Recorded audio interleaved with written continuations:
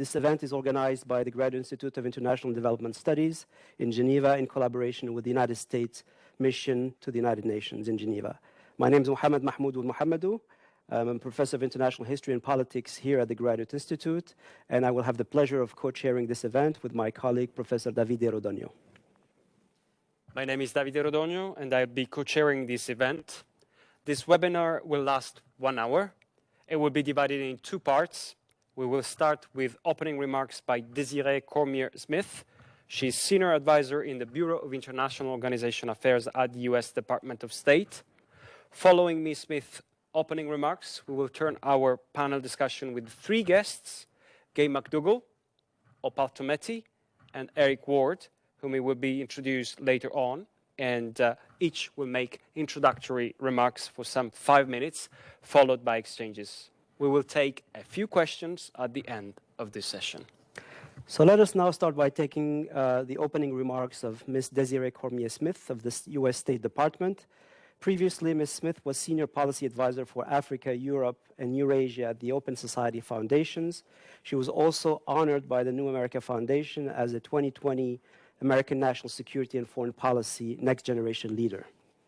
Ms. Smith, welcome. This is a special moment for these issues of racial justice and for the US at its re-engaging with the Human Rights Council. The floor is yours. Thank you very much.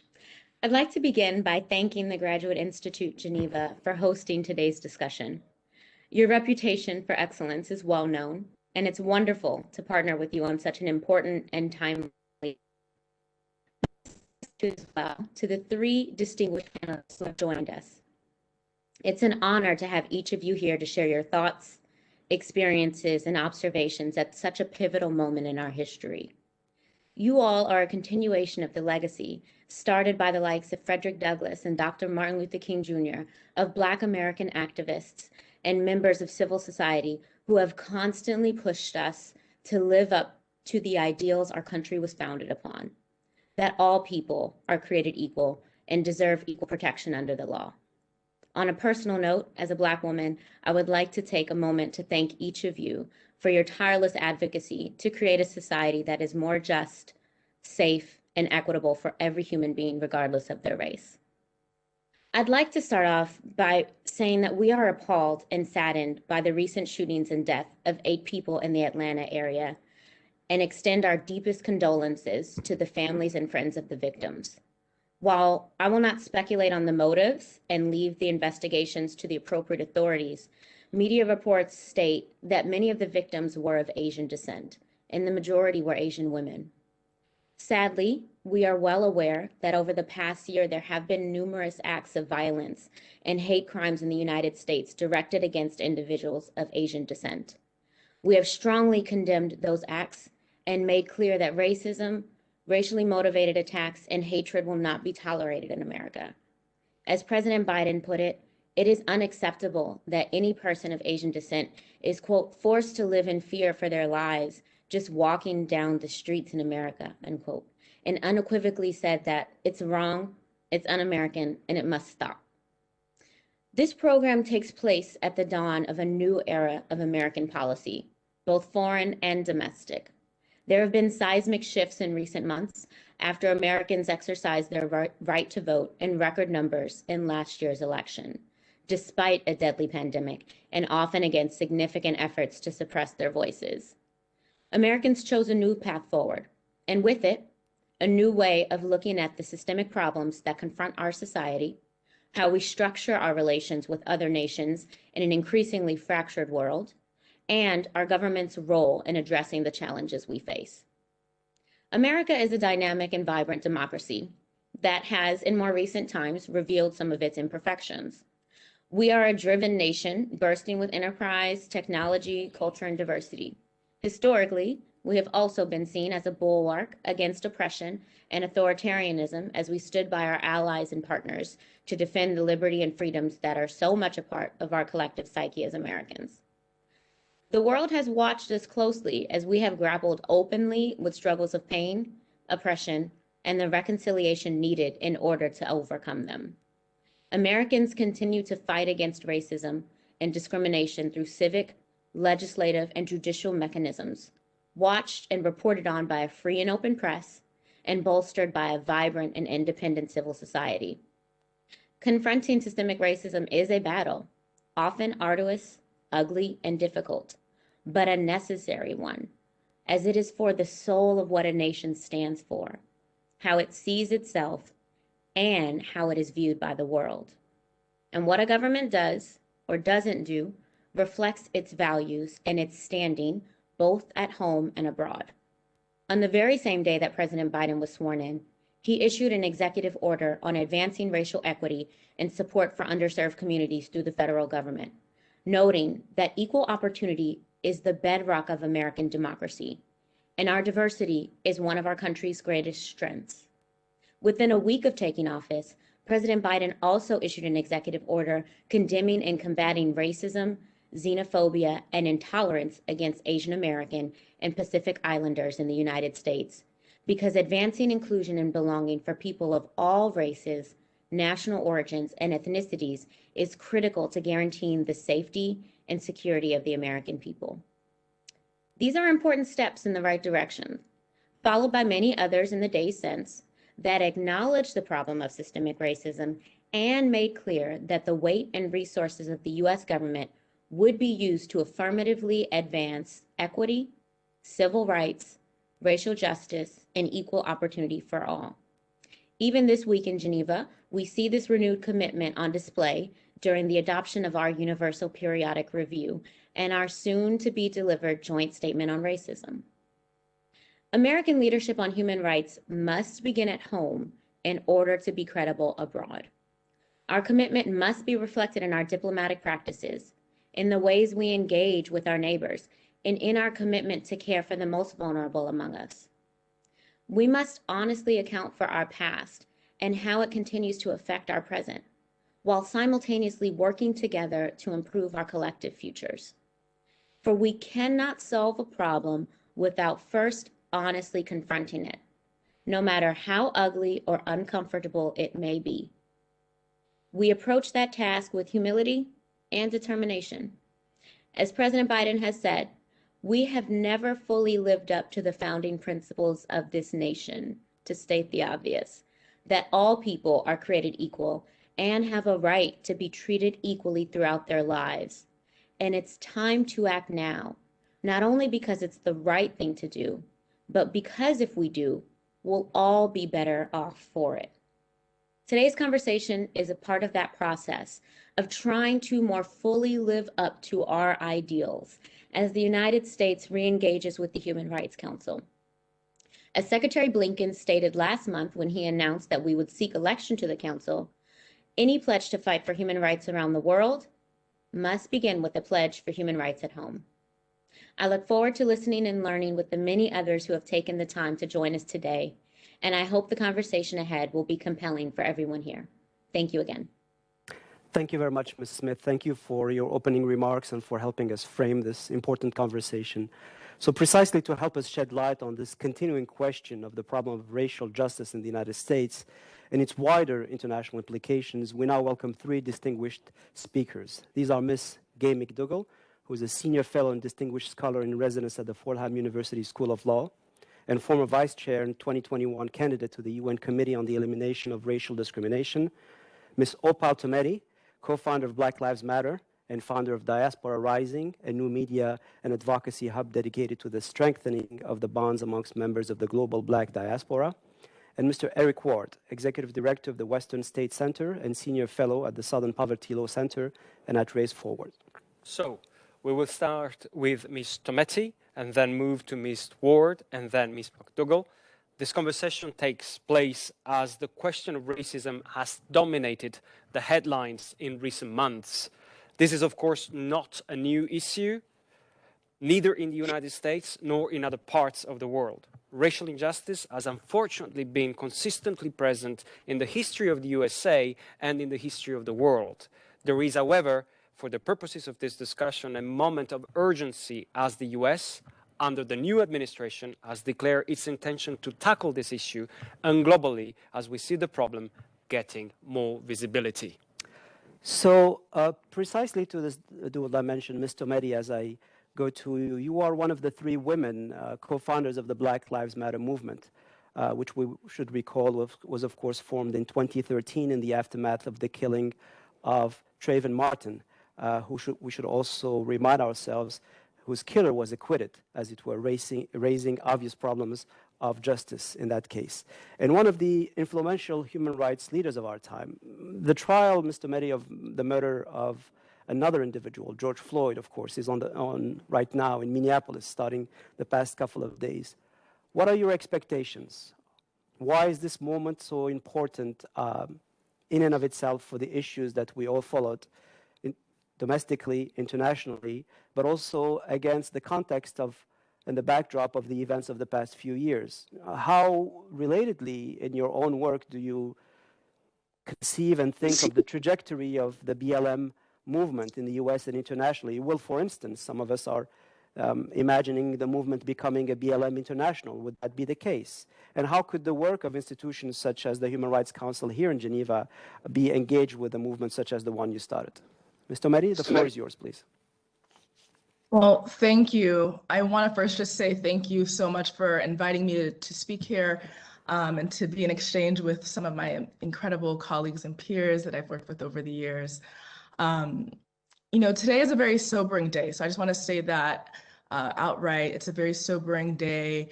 The events that took place just last night in Atlanta really led me to a sleepless night, and I'm sure many of you are also feeling the same. The work that we're talking about and what we're doing here today is not theoretical, but it is a reality. And my heart goes out to the Asian American community right now as they're reeling from these hate crimes and these attacks that have been going on in their community. The xenophobia must stop. This white supremacist violence has to stop. So I just had to say that. I just had to get that off my chest. So to answer your question, just to speak about, you know, the George Floyd murder and now the trial of Derek Chauvin, I would just want to say that we are living in a very pivotal moment in history. You know, while we're watching the trial of Derek Chauvin, we can't lose sight of the larger factors that led to this police officer savagely murdering a man in broad daylight while people watched on. We must address the issues that allow a society to exist where such a thing could even happen. This was clearly not an isolated event, as you shared earlier. You know, BLM has been in motion over the years. We started this particular platform back in 2013, and I'd argue that the movement to stop extrajudicial killings of Black people began far, far beyond that. I'd be remiss if I didn't raise the name of somebody like an Amadou Diallo and many others. So while we look to these high-profile cases, because they're very visible, I want us to be mindful of the fact that we can't solely pin our hopes on those cases and in those courts. One of the key reasons that I helped to co-create Black Lives Matter was to help remind people that racism is not solely about how an individual feels or about one individual's actions, but that it's systemic. It involves all of the institutions and public policies that govern people's lives.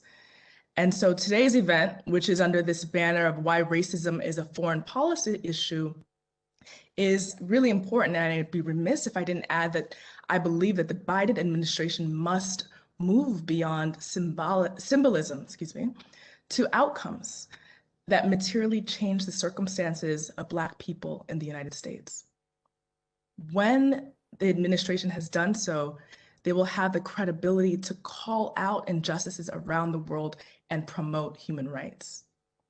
The events of the last 7 years, and particularly the uprisings just this past year, showed us that the US was not able to hide behind its facade of racial harmony and democracy. An era of digital technology and social media has made obfuscating the United States scourge of racism and violation of human rights much more difficult.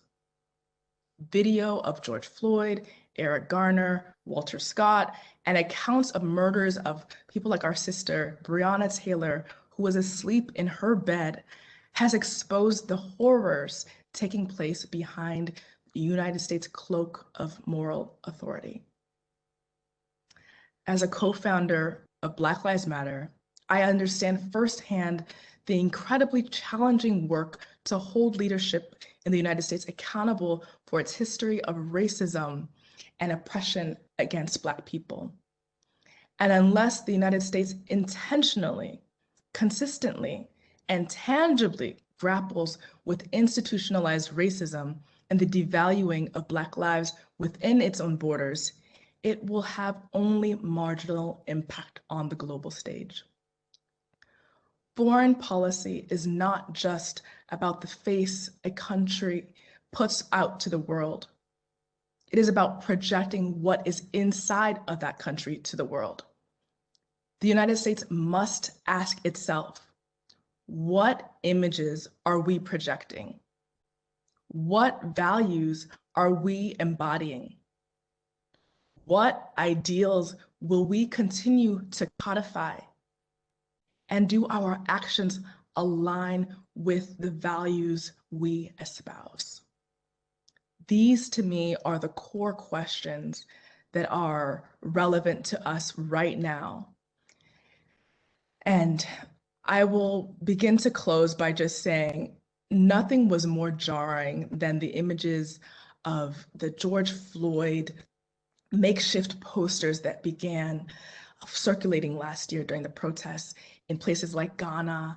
And then in places even like Nigeria, we saw a group of women standing in what appeared to be a local market, crying out for justice for George Floyd. I saw a video clip where there was a lone man who stood by the side of the road repeatedly saying, "Stop killing us."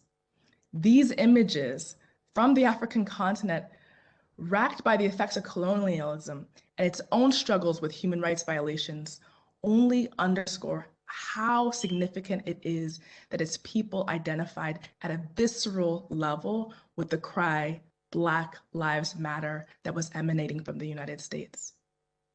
Black people in the US have consistently held up a mirror of this country, forcing it to reckon with the disconnect between its stated values and its actions. The killing of George Floyd, done callously and casually by a police officer, only revealed to the broader world what Black people in America have already known. That no matter how much aid or how many humanitarian missions to the United States that the United States embarks upon elsewhere, it must face the hypocrisy within or risk being the biggest hypocrite on the world stage. I'll close there. Thank you very much, Ms. Tometi. That was significant and very important. Let us now turn to our second speaker, Eric Ward. Mr. Ward, you are an internationally recognized expert on the relationship between authoritarian movements, hate violence, and preserving inclusive democracy, bringing over 30 years of leadership in community organizing and in philanthropy. For a very long time, scholars and the news media have refused to take seriously extreme right movements, such as the alt-right movement in the US and its various equivalents in Europe and elsewhere. Things may seem to be changing now. For instance, journalist and filmmaker Daniel Lombroso's movie, White Noise, shows how pernicious, how extended and nefarious in terms of discourses and outreaching these movements can be. Our questions for you are the following. How would you relate the expansion of these movements to the current moment that Ms. Tometi has mentioned in her speech? How can these movements be tackled within, indeed, a racial justice imperative? Eric. You're muted. Good. Hopefully I am unmuted. Good morning, everyone, and thank you for the opportunity to speak, and thank you to the other speakers today. This is such a critically important conversation, And this is about addressing both the implicit and explicit bias that prevents the advancement of racial equity in the United States. But whether you live in the United States or globally, all of us are impacted by the failure to achieve racial equity in the United States. Whether we are talking about the targeting of Asian Americans in Georgia last night, or the targeting of Muslims in Christchurch, New Zealand, nearly 2 years ago, what we understand is that the organized racial terror of the United States will no longer be contained to the United States. When we talk about racial equity, quite simply, we are speaking about the belief that everyone should have the right to live, love, worship, and work free from systemic forms of discrimination and racialized political violence, and that everyone, regardless of the color of their skin, perceived race, caste, or ethnicity, should enjoy equal opportunity, prosperity, and equality under the law. A July 2020 poll conducted by NBC News shows that most voters in the United States have developed a greater awareness of inequality and discrimination and the targeting of communities of color in the United States. This poll also shows that more voters are sympathetic to those protesting to end it. Yet while that vision of a multiracial society enjoys greater support, civil society, including governmental institutions, find themselves under tremendous attack. I am not alone in this assessment.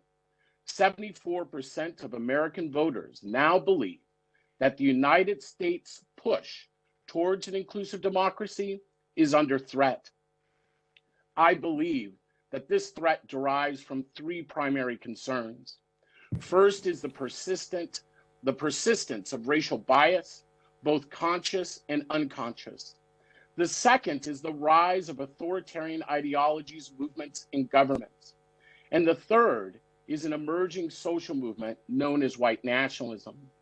This triple threat is exacerbated by a climate crisis, the sudden emergence of the COVID-19 global pandemic, and a new form of colonialism that must be mentioned: the colonization of the human mind by a handful of tech entities who choose each day to place an abundance of profit above the common good and the public desire for community cohesion. The white nationalist movement in the United States has used the disruption in cohesion to tap into social anxieties, public alienation, and economic inequality to wreak its havoc domestically and internationally. According to the Center for Strategic and International Studies, in the first 8 months of 2020, white nationalists in the United States orchestrated at least 67% of all plots and acts of political violence in the United States. In the last 4 years alone, well over 140 law enforcement officers have been injured or killed by white nationalists. Scores of racial justice activists have been physically injured in mob, weapon, and vehicle attacks while engaging in constitutionally protected speech and public assembly. The mass murder of Jews in Pittsburgh, Latinos in El Paso, Blacks in Louisville are merely some of the dozens of American lives taken by white nationalist violence over the years. Rather than something to replicate, though, white nationalism sees white supremacy and the current form of systemic discrimination as a failed experiment and not one worth revisiting. I think this distinction is important, and I'll briefly explain.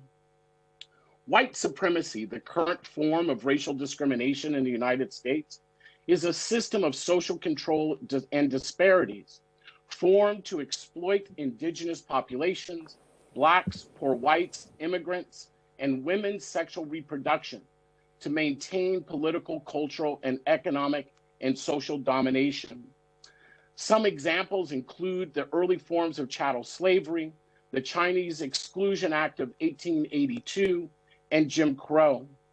Morally and legally defeated by the civil rights movement in the 1960s De jure white supremacy gave way to de facto white supremacy, generally known to exist in American society in economy, culture, politics, and services.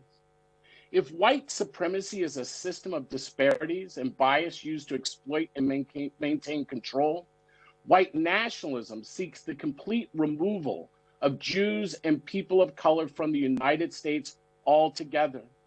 White nationalists, rather than trying to reclaim the United States government, seeks to overthrow it. In short, it seeks to engage in ethnic cleansing. Unlike white supremacy, white nationalism is rooted in the false anti-Semitic narrative that Jews are responsible for the defeat of white supremacy and seek to destroy the white race through mass immigration, gay marriage, and a host of inclusionary policies. The first step to effectively addressing this authoritarian challenge of white nationalism is to not forget the lessons of our domestic past. I live and work in the Pacific Northwest of the United States, a region which has long been targeted by the white nationalist movement. This has always signaled to this region the lack of people of color, that the American West was prime geography for the growth of white nationalism. To pursue the dreams of a white nationalist homeland, white nationalists sought to compel the region through beatings, armed robberies, counterfeiting, bombings, murders, and intimidation. I'm speaking of 30 years ago, but of course it sounds very much like today.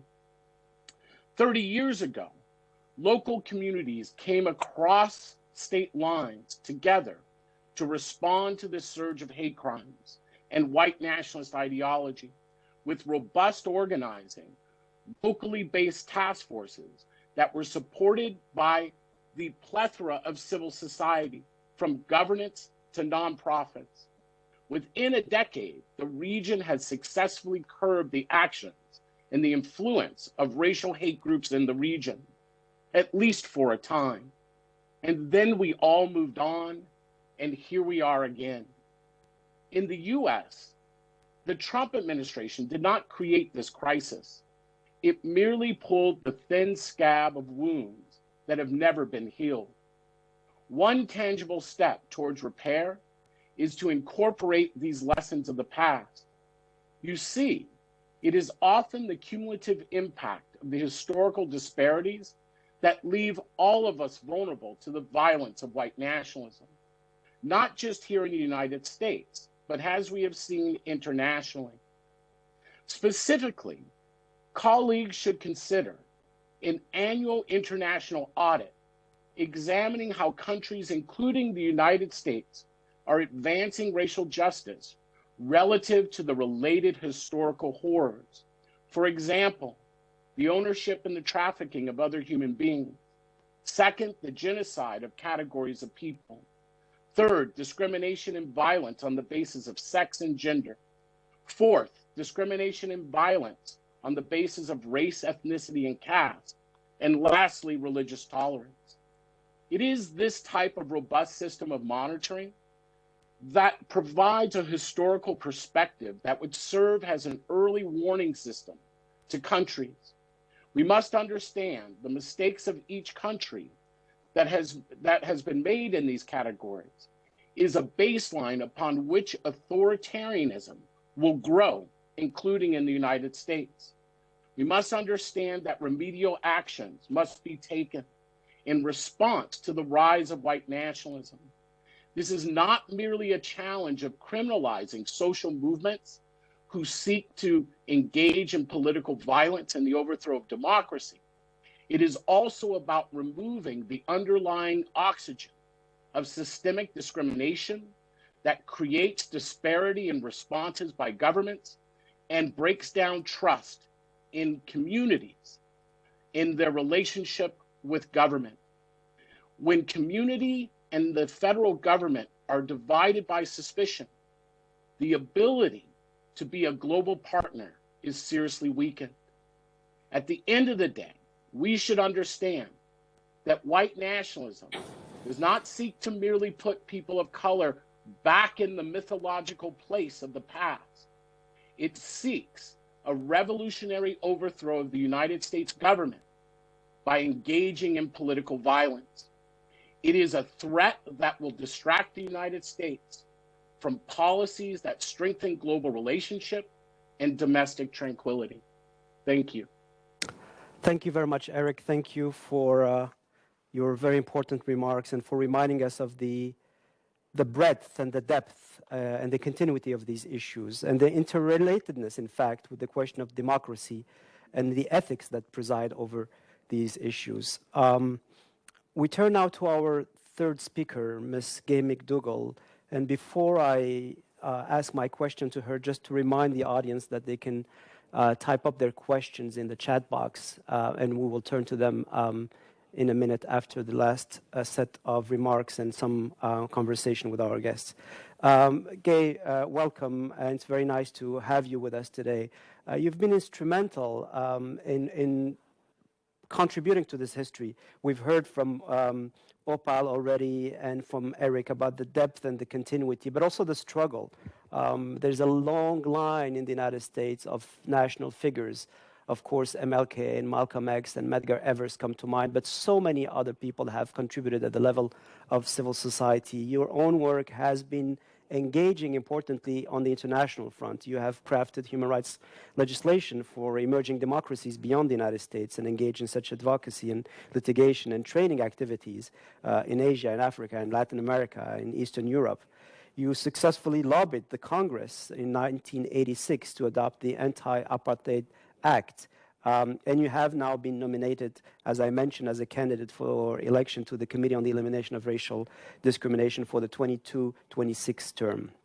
Now, above and beyond the U.S. scene and context, which we've begun addressing, there's a larger and urgent question. We heard the urgency from both Eric and Opal. How do you explain racism today? How can you have teenagers today carry such feelings? And how can we sort of start effectively sort of entering a logic of closure to this issue, if at all possible? You've been an advocate for many years. What is changing? What has changed in the manner in which you advocate and why? And how, to be programmatic about it, we just heard a proposal from Eric, how can the work of such international institutions as the Human Rights Council, whose very design is to address such human rights issues, and racism is a human rights issue, how can such institutions engage creatively, I feel like saying, operationally with this issue? Gay, please. Well, thank you very much for having me here today. And I want to thank Desiree and Opal and Eric for each of them giving such impactful, opening statements. I think we all have a gigantic task before us. And I just want to start by setting the framework for myself. Of course, I started in the civil rights movement. I grew up in the Jim Crow South and did civil rights work on the ground all over the South, in South Carolina, Alabama, Texas, et cetera, before even being able to get out of the South.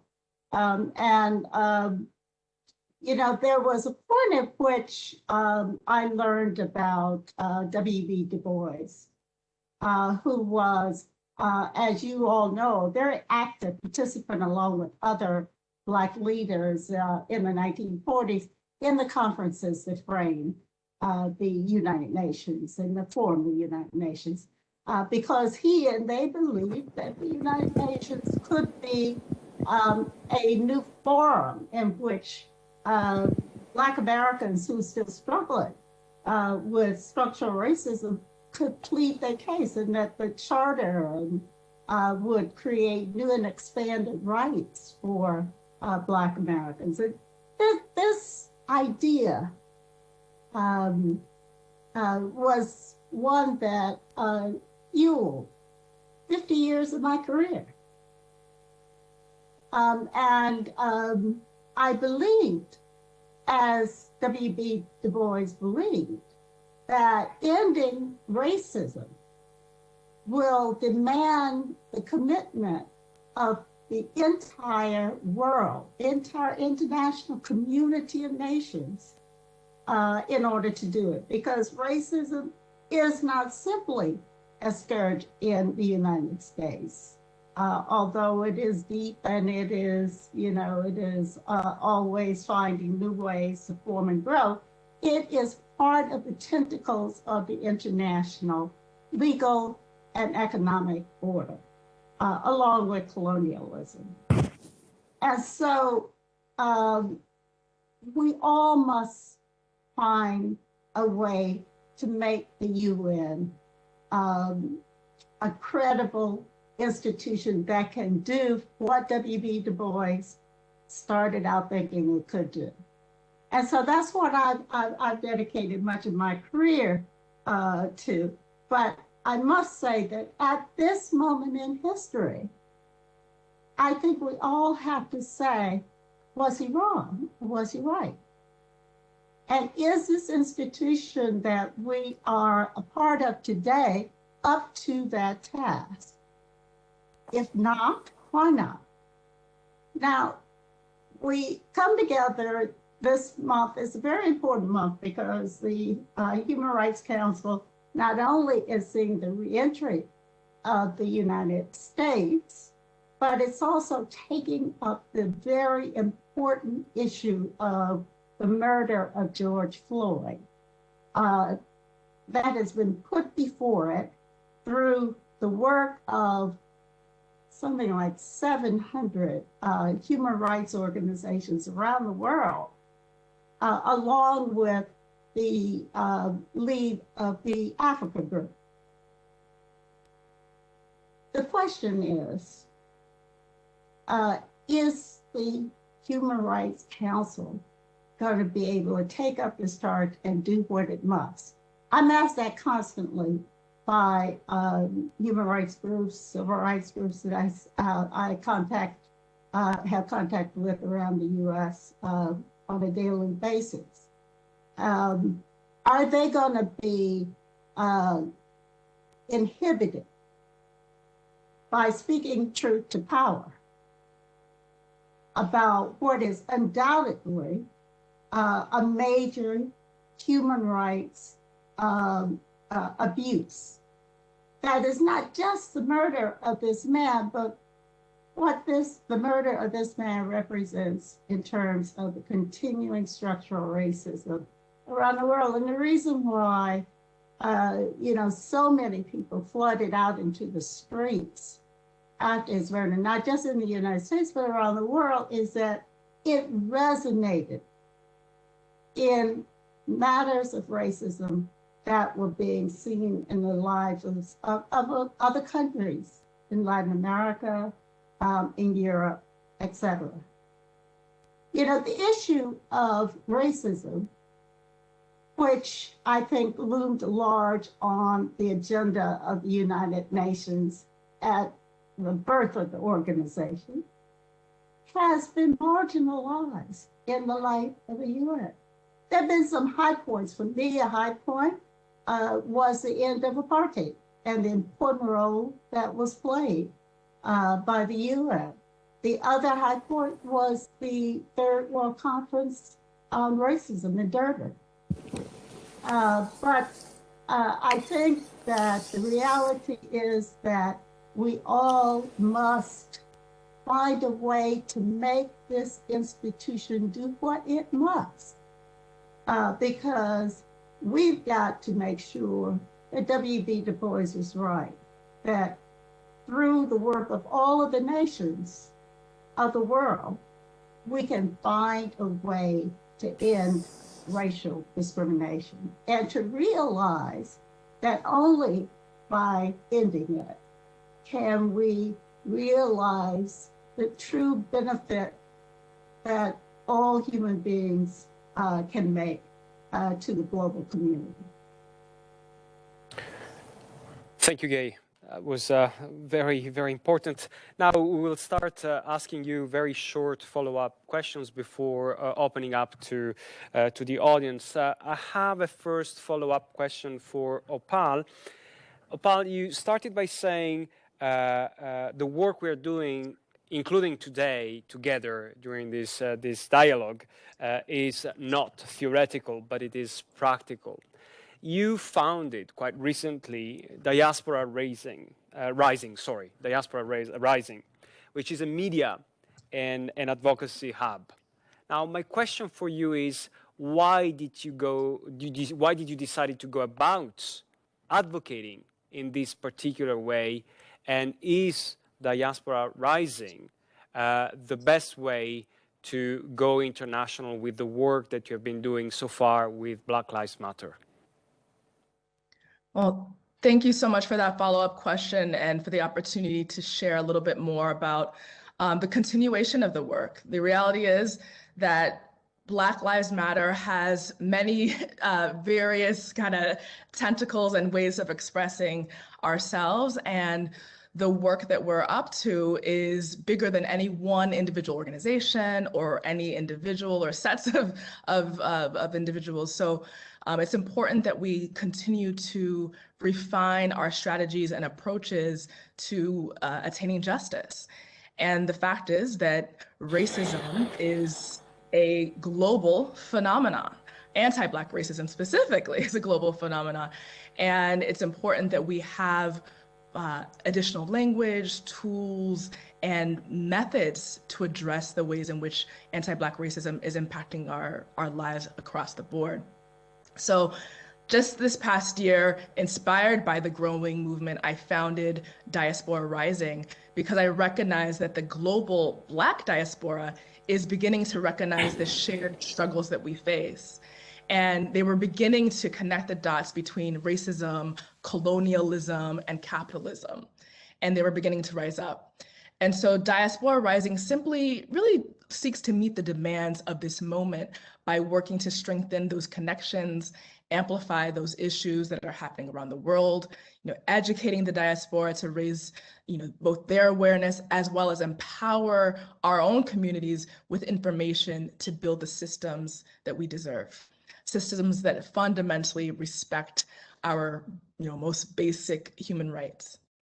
I think this is really important because, as you mentioned a little bit earlier about, I think you kind of alluded to, is there like a BLM International, or what kind of engagement might there be with, institutions in Geneva and beyond? I would be remiss if I didn't mention that part of the way I see our engagement is by engaging with existing organizations, existing movements. There are many formations that have been mobilizing for years and years and years and have really been waiting on folks in the diaspora and folks particularly in the US to also stand alongside them and to raise our voices in a way where we could be formidable, allies on the international stage, calling for justice for all of us. And I think that, no matter what we call it, if it's Black Lives Matter, if it's, fees must fall in South Africa, if it's hashtag free Haiti and, in Haiti, I believe that we have a duty, we're all to be engaging in these types of, multilateral instruments in order to achieve justice for Black people, no matter what country we're in, no matter what context we find ourselves in. I believe it's incumbent upon not only ourselves as people who are directly affected and at the grassroots, but I also think it's important that we continue to receive these types of invitations like the ones that you extended today. It's important that we not only have these invitations, but we also need to know that these spaces have teeth, right? This multilateral engagement isn't just an exercise in raising and sharing our stories, because, Lord knows we have countless reports, we have data, we have video, we have, many testimonies. But we don't want to continue to see ourselves as pouring out our hearts and pouring out and sharing our stories and compiling data with no meaningful, results. And so I encourage us to think about the ways in which there is real, tangible impact from these types of engagement? What are the ways that we can bring to bear and bring to fruition some tangible pressure that allows for us to have the types of gains that we, so desperately deserve. And I'll just say one last thing, later today, just in a couple hours, I'm actually going to be chairing a board meeting for a board that I serve on that works between South Africa and the United States. And we're already thinking and moving in transnational ways. We're already thinking and moving in ways that acknowledge the nuances of how racism shows up in different places. And I think it's important that we maintain these types of conversations, gathering spaces, plans of action that transcend borders, because we know that the scourge of white supremacy, as Eric was so brilliantly articulating, so is gay, that we need that. We have to stay in conversation. We have to stay mindful of the ways in which it morphs over time. It might look a little different. It might mask itself once again, but it's always there. And so we need to continually monitor, map it, but also develop and refine our plans of action to address it. Thank you very much. Indeed, this transnational moment is already very visible, and I think it's very real, as you said, socially, internationally. You see it here in Geneva in June of last year. There was one of the biggest demonstrations, marches, Black Lives Matter local, which brought about 10,000 people in the city of Geneva, which is one of the biggest marches that we had seen in years.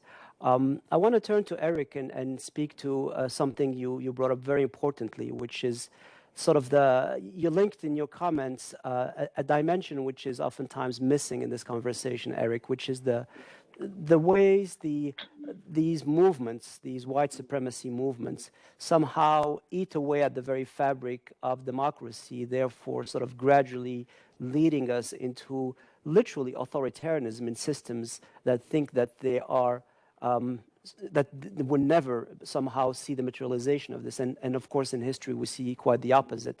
One of the striking things we saw back in January with the terrorist assault on the Congress was, in a way, the sort of the entitlement that these groups had, that many commentators were pointing out already at the time, that had these actors been BLM protesters or Muslim Americans, that the reaction would have been far different, as opposed to the selfies we saw in very indecent ways with some of these police officers and so on. This notion of a pass of sorts, which the media, some of the commentators, the general social milieu has turned a blind eye on this very real threat, which you've been sort of researching and examining. And you mentioned the international connections, of course, here in Europe, in parts of Asia, all around the world. How can this very notion of addressing things that have been somehow cast outside of the problem of violence, of terrorism, of this type of racism be dealt with at this key moment? We heard from Desiree and Gay how much the current moment opens up opportunities. How can we move towards some sort of action on that front, given this particular dynamic that we saw so vividly back in January? It's important for us to remember that white nationalism and authoritarian movements are best first confronted by the rest of us being brave enough to pick up the mirror and to take a look into it. The truth is this: authoritarian movements rarely win because they are better organized. They typically win and subvert democratic practice or cause widespread harm because they are not competed against. This is the dilemma in the United States today. White nationalists or the alt-right didn't come into DC or into other communities around the United States over the last 4 years, bringing anti-Semitism, Islamophobia, racism, or sexism with them. They merely organized the bigotry that already existed. This means that in order to successfully confront the white nationalist movement, we must do two things. The first is we must create an alternative vision, right, to what we mean when we say an inclusive and united America. The second is that we have to address the underlying issues. And I'll reflect it in a story. About 4 years ago, there was an alt-right protest here in Portland, Oregon. There was an alt-right activist who was being cornered by someone with a camera who was filming him and shouting at him, demanding that this alt-right activist answer why he was in Portland, Oregon. The person with the camera was screaming at this alt-right activist, saying, "Why are you here? No one wants you in Portland. Counter protesters don't want you. The mayor of Portland doesn't want you. Why are you here?" What this alt-right activist said in response, all of us should listen to. He said, "Yes, I heard we aren't wanted, but Portland is a city in America with a shrinking Black population by both percentage and whole number." He then looked the person with the camera in the eye and said, "So you can say you don't want us here, but you are doing something we could never get away with. You are literally disappearing Black people." In short, he was calling us hypocrites. We have to fulfill the aspiration of a real inclusive democracy that is people-centered, accountable, and transparent. To do this means both addressing the historic and present-day realities of discrimination and beginning to build the broad-based governmental, nonprofit, community-based coalitions that are needed to manage white nationalism.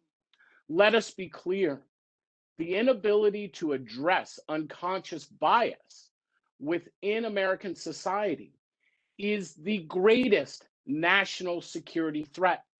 We watched this play out in the Capitol on January 6th.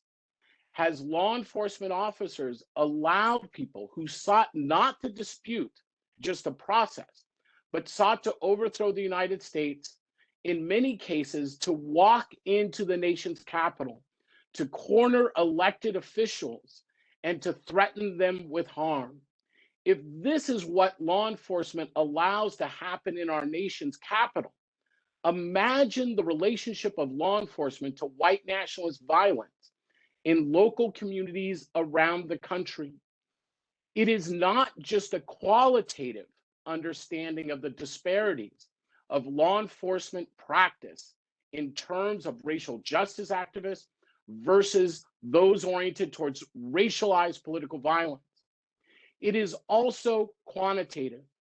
A report leaked here in this city, in Portland, Oregon, nearly 4 years ago, documented a city independent investigative commission showed that indeed the perceived disparities between law enforcement crowd control tactics of racial justice activists versus the far right wasn't just perception, it was actual reality.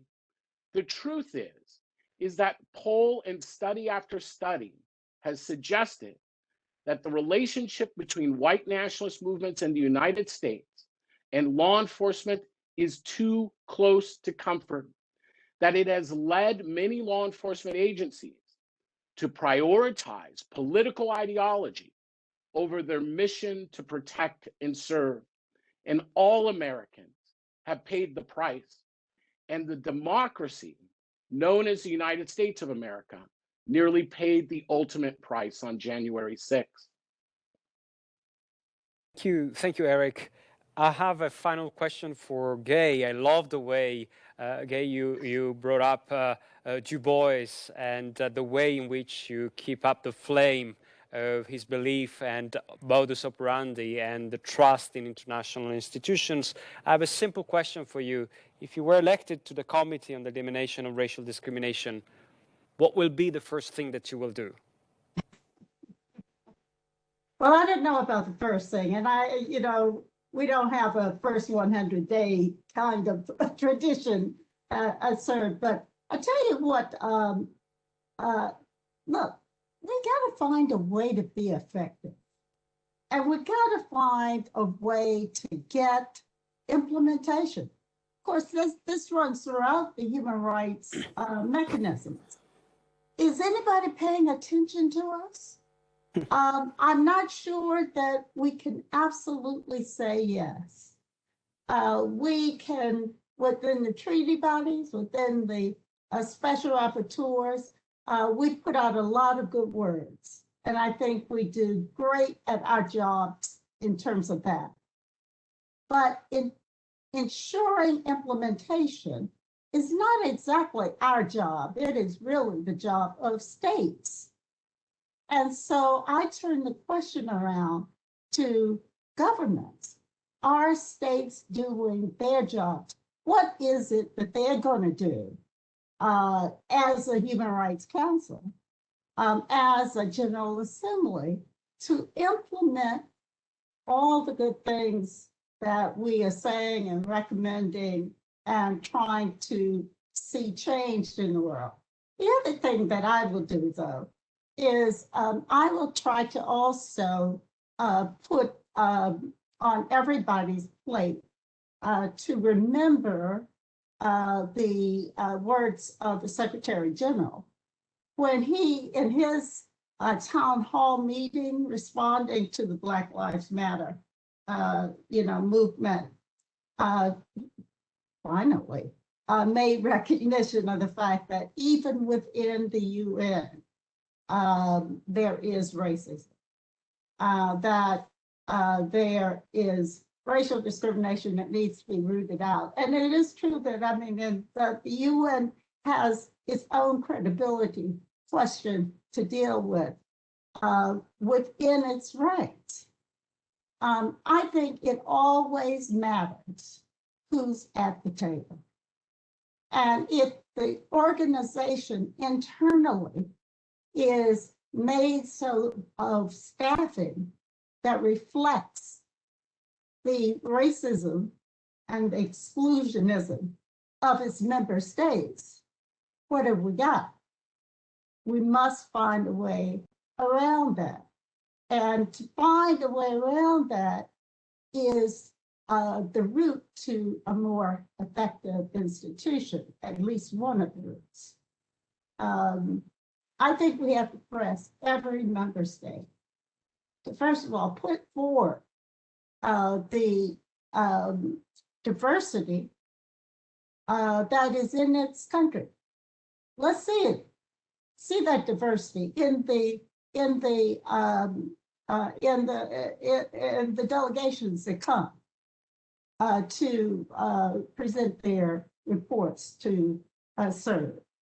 I know that there are, the African diaspora has spread like wildfire all over the world.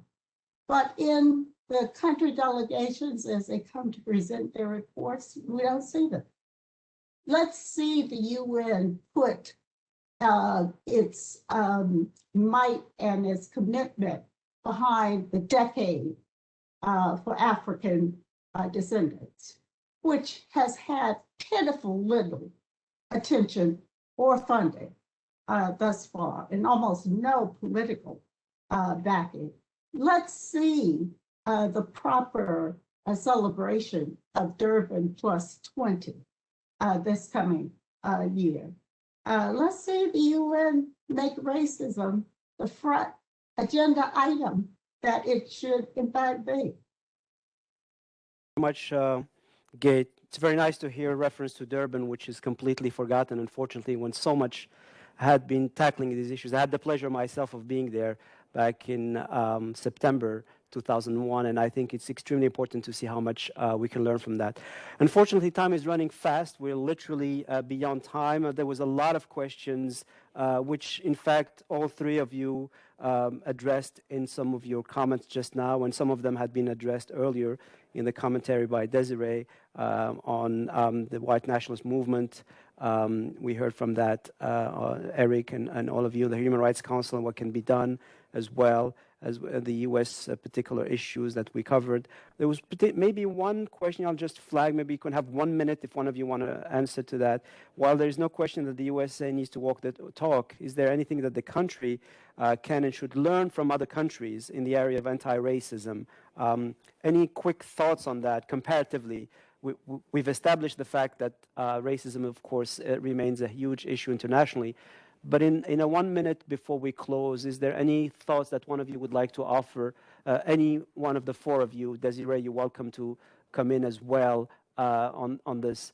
Any particular good practice Gay, please jump in. Well, you know, one of the things that I think we civil society have been trying to convince our government in the U.S. is very important to do is that other governments, other countries have formed these national institutions of human rights. And they're independent bodies that speak with more clout than civil society, but they're not government. And they have the abilities, a range of abilities that are important. I won't go through that. But I think that's a very good practice. And it's something that I take this opportunity to urge my government to take on again, Madam Desiree. You know, these institutions play a critical role in the fight against racism and in, you know, seeing that human rights, you know, are upheld in general. Gay, I think our time is up, and I would like to thank all of you, Eric, Opal, Gay, Desiree, for sharing your time with us. This was very important, very stimulating, very enriching, and I pass it on to Mahmoud. Thank you again. Well, simply to add my own thanks to our speakers for these fantastic set of comments. We really appreciate how engaged you are in your own work, but also how you helped us make sense of this and see the urgency of all of these questions. My thanks as well to Desiree for kindly contributing her opening remarks so importantly. Thanks from Davide and myself to our co-organizers, the U.S. mission here at the United Nations. Thank you very much for engaging with us on this very important and very sensitive issue at this particular time, and our thanks to all the colleagues here at the Graduate Institute for their support, and thank you, of course, to all of the audience who have signed up. We had a huge turnout from all around the world with many different walks of life, students, experts, researchers, representatives. So many thanks to everyone who was on board and for being game. Thank you, and thanks again to our speakers. All the best.